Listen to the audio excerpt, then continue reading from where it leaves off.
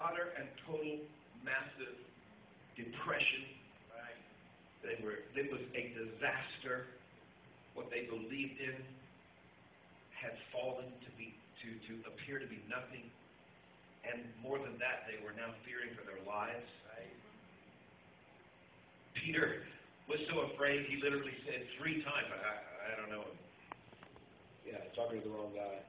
Come on, Peter, weren't you the guy that pulled out your sword and cut the guy's ear off? And, you're the big mouth of the crowd, and now you don't have anything to say, do you? And, I'm just trying to paint the picture for you because you need to understand the reality of the moment. The reason why you need to understand that is because, as I said, Jesus' story was not about his death. It was about his life. It was about life, not just his life. It was about life. It was about resurrection. But he could not get to resurrection if he did not go through death. And if we'd have just sat around and listened to the conversation of the people that were sitting with him, we would have really given up.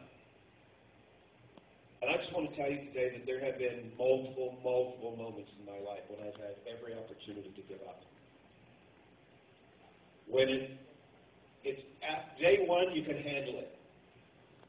Day 2, you're still denying it's possible. Day 3 starts setting in. Oh man, is this really reality? See what I'm saying? But if these guys had their way, there'd be no resurrection. And it's sometimes the valley of the shadow of death that is the prerequisite to the miracle. The process happens, but it doesn't mean it ends. Every believer today, as our video said, 2,000 years later, there's a room full of people going through stuff. How does the resurrection of Jesus affect us? Is it purely a ticket to heaven? Or is there more? And I'm here to tell you, there is not only more, there is a lot more. I'm glad I'm going to heaven, but that's not really what gets me out of bed every morning. Let me tell you what really drives me.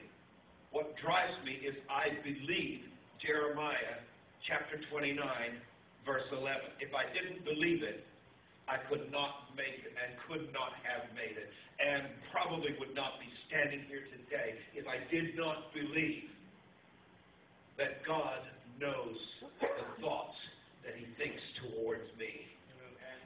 That he knows the plans that he has for me and for you. Plans to give you hope and a future.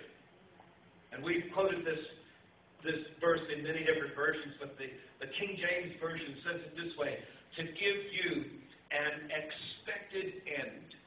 Amen. Praise.